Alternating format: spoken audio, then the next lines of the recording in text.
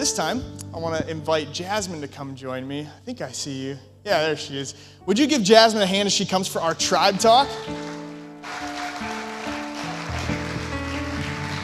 And I see some new faces in the audience, so I'll give you the quick snapshot of what this is. Every Sunday, we take 3 minutes of our service. We put somebody on a clock, and we say, you know what, from our reading plan, would you share with us what God's been speaking to you about? Because the Word of God has always been meant to be read in community. So Jasmine's going to share to us today, and I don't know, what parable are you doing? Well, Luke I'm 14? even more nervous because... Uh-oh.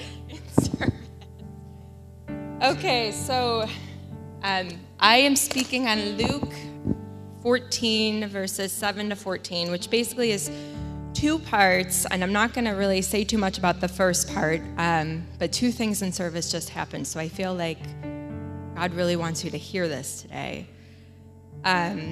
So the first part it ends with, he who exalts himself will be humbled, but he who humbles himself will be exalted. Sound familiar? Just said a little something about that.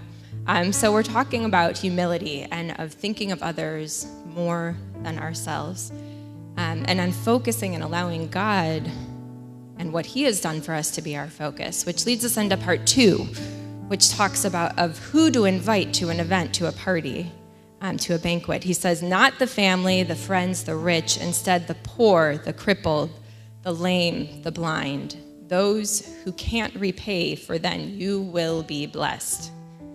Seems very counterculture. Our first instinct is to invite those who we love, or the rich neighbor, just saying.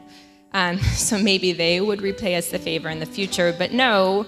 Instead, Jesus is speaking to us of the concept of radical generosity. Generosity which cannot be repaid. How many times do you do something or not do something because of repayment? We are called to generosity, yes, with our money, but also with our time and our talents. We are called to think of others more than ourselves. What about the generosity of putting yourself in a potentially uncomfortable situation with someone that God has brought across your path? Someone who needs to know God's ultimate radical generosity, his gift of salvation. We can't repay it, we didn't earn it, and we definitely do not deserve it. Yet, he gave it to us freely, sacrificially, and lovingly. If we are to be the church, as we are called, to show the light of Christ, then I ask you, church, to ask God to open your eyes to who he has brought across your path. Maybe it's just in asking them how they are, and inviting them for coffee or a meal, and taking a step forward to build an authentic relationship and see how you may use your radical generosity.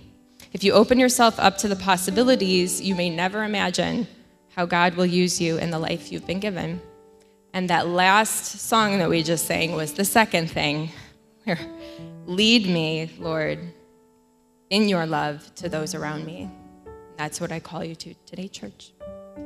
That's what I got.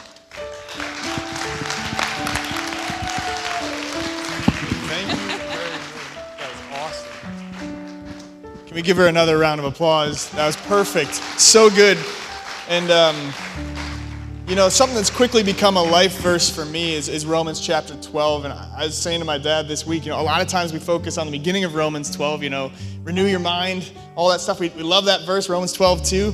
One of the things Paul calls us to in Romans 12, saying this is what genuine love looks like. He says one of the things is be willing to associate with people of low position.